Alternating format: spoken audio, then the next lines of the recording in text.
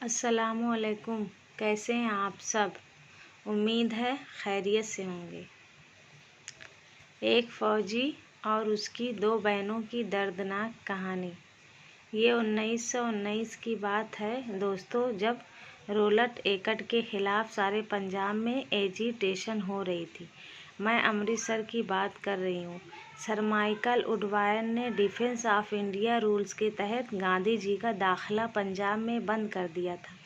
वो इधर आ रहे थे कि पुलवाल के मुकाम पर उनको रोक लिया गया और गिरफ्तार करके वापस बम्बई भेज दिया गया। जहाँ तक मैं समझती हूँ, अगर अंग्रेज़ ये गलती ना करता तो जलियांवाला बाग का हादसा उसके हुक्मरानी की स्याह तारीख में ऐसे खूने वर्ग का इजाफा कभी ना करता। क्या मुसलमान, क्या हिंदू, क्या सिख, सबके दिल में गांधी जी की बेपनाह इज्जत थी, बेहद इज्जत थी। सब उन्हें महात्मा मानते थे। जब उनकी गिरफ्तारी की खबर लाहौर पहुंची तो सारा कारोबार एकदम बंद हो गया। यहाँ से अमृतसर वालों को मालूम हुआ, चुनांचे यूँ चुटकियों में मुकम्मल हड़ताल हो गई। कहते हैं कि 9 अप्रैल की शाम को डॉक्टर सत्यपाल और डॉक्टर किचलू की जलावतनी के एकाम डिप्टी कमिश्नर को मिल गए थे। वो इनकी तामील के लिए तैयार नहीं था, इसलिए कहास के खिलाफ के मुताबिक अमृतसर में किसी ही जान खेज बात का ख़तरा नहीं था।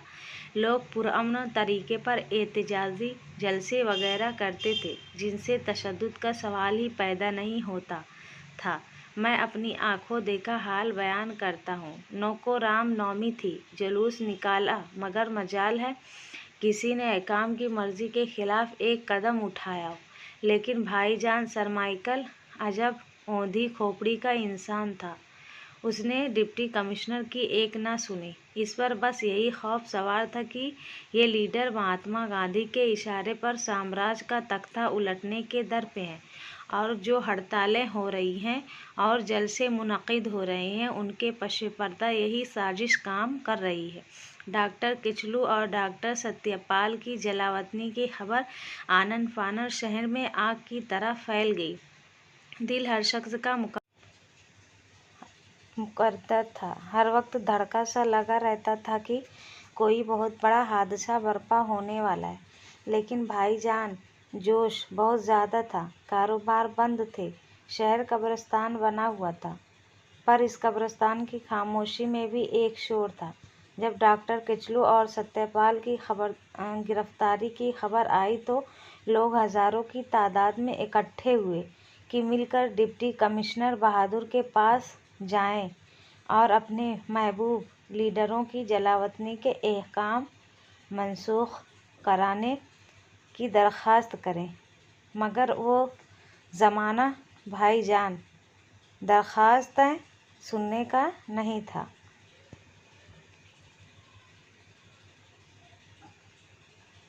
सर माइकल जैसा फ़िरौन हाकिम आला था।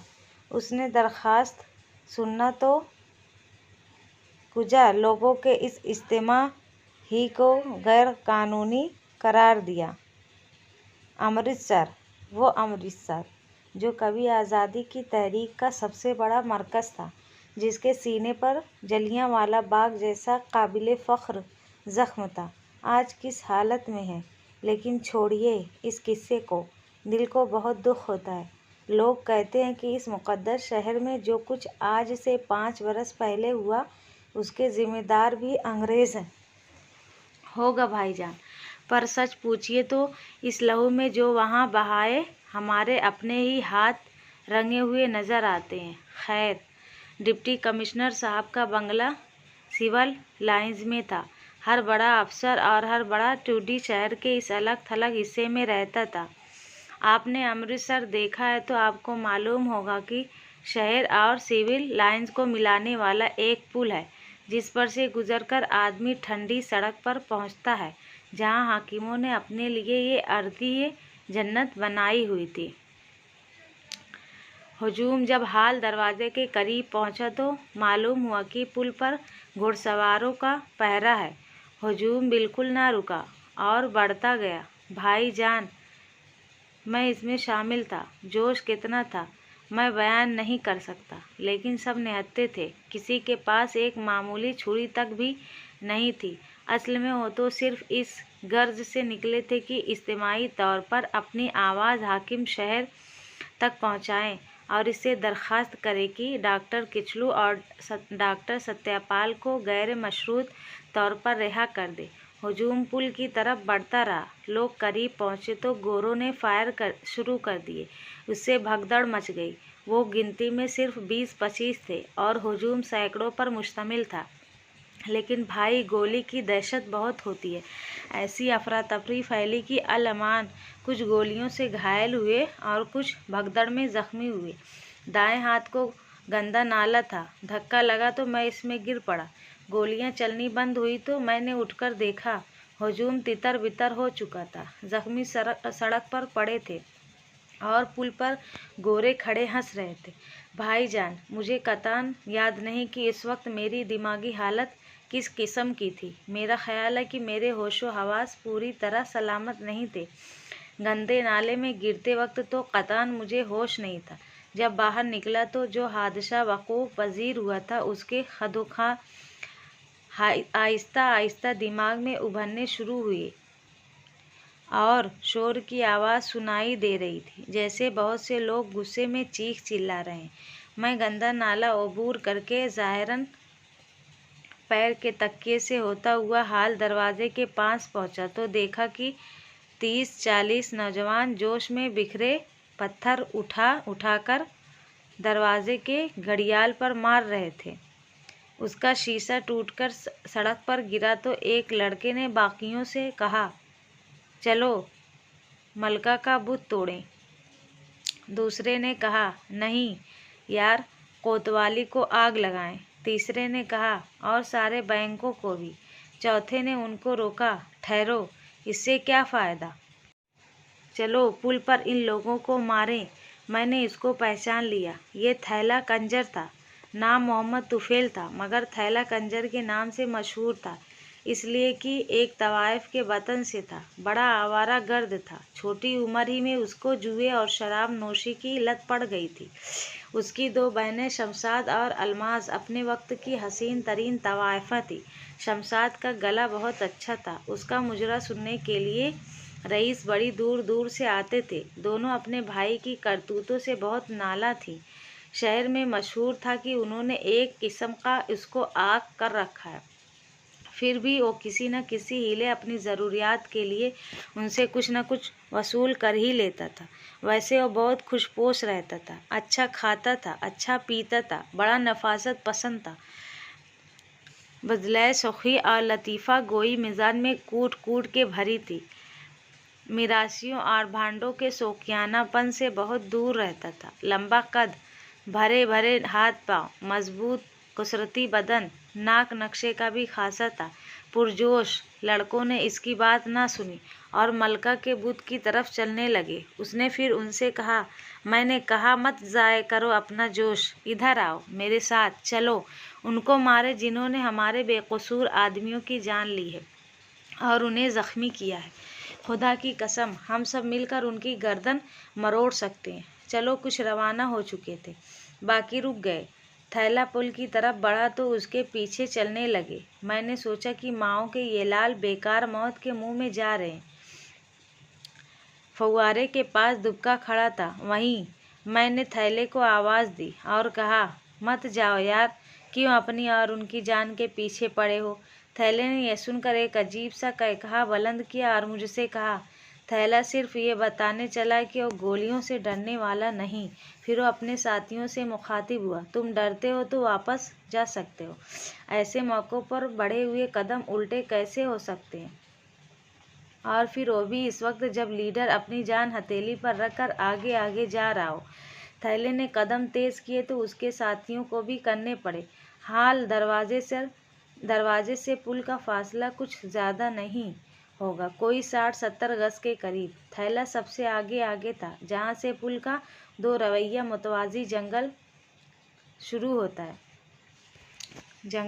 होता है। वहाँ से 15-20 कदम के फासले पर 2 घुड़सवार गोरे खड़े थे। थैला नारे लगाता जब जंगल के आगाज के इस पास पहुंचा तो फायर हुआ। मैं समझा कि वो गिर पड़ा है, लेकिन देखा कि वो इस तरह जिंदा आगे बढ़ रहा है। उसके बाकी साथी डर के भाग उठे हैं। मुड़कर उसने पीछे देखा और चिल्लाया, भागो नहीं, आओ। उसका मुंह मेरी तरफ था कि एक और फायर हुआ। पलटकर उसने गोरों की तरफ देखा और पीठ पर हाथ फेरा। भाईजान, नज़र तो मुझे कुछ नहीं आना चाहिए था, मगर मैंने देखा कि उसकी सफ़ेद बोसकी की कमीज़ पर लाल लाल धब्बे थे। वो और तेज़ी से बढ़ा, जैसे जख्मी शेर। एक और फायर हुआ। वो लड़खड़ाया, मगर एक कदम मजबूत करके वो घोड़सवार गोरे पर लपका और चश्म जदन में जाने क्या हुआ। घोड़े की पीठ खाली थी, गोरा ज़मीन पर था और थैला उसके ऊपर। दूसरे गोरे ने, जो करीब था और पहले बौखला गया था, बिदकते हुए घोड़ों को रोका और धड़ाधड़ फायर शुरू कर दिए। उसके बाद जो कुछ हुआ मुझे मालूम नहीं। मैं वहाँ फव्वारे के पास बेहोश होकर गिर पड़ा। भाईजान, जब मुझे होश आया तो मैं अपने घर में था। चंद पहचान के आदमी मुझे वहाँ से उठा लाए थे। उनकी ज़ुबानी मालूम हुआ कि पुल पर से गोलियां खाकर हुजूम मुश्तइल हो गया था। नतीजा इस इश्तियाल का ये हुआ कि मलका के बुत को तोड़ने की कोशिश की गई। टाउन हॉल और 3 बैंकों को आग लगी और 5 या 6 गोरे मारे गए। खूब लूट मची। लूट घिसूट कर अंग्रेज़ अफसरों को इतना ख्याल नहीं था कि 5 या 6 यूरोपियन हलाक हुए थे। उसका बदला लेने के लिए चुनांचे जलियांवाला बाग का खूनी हादसा रोनुमा हुआ।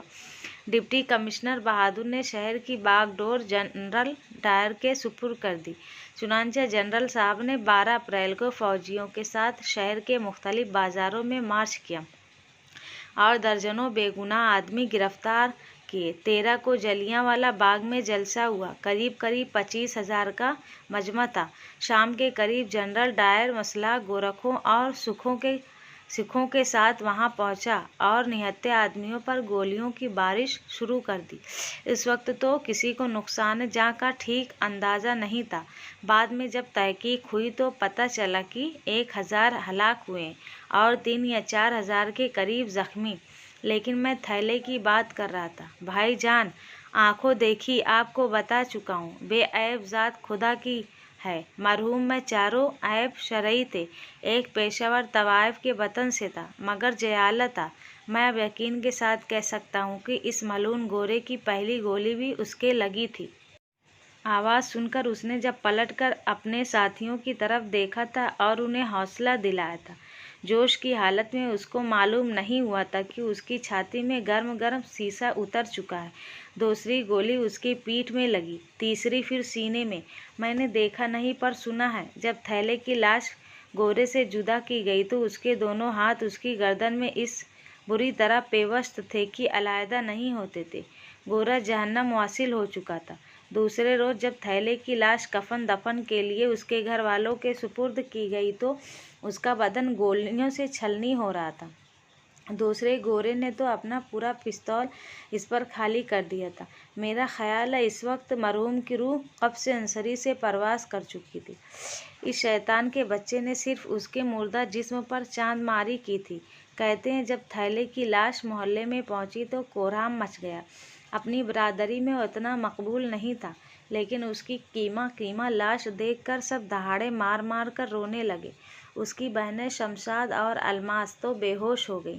जब जनाजा उठा तो उन दोनों ने ऐसे बयान किए कि सुनने वाले लहू के आंसू रोते रहे। भाईजान, मैंने कहीं पढ़ा था कि फ्रांस के इनकलाब में पहली गोली वहाँ की एक ठिकियाई के लगी थी। मरहूम मोहम्मद तुफैल एक तवाइफ का लड़का था।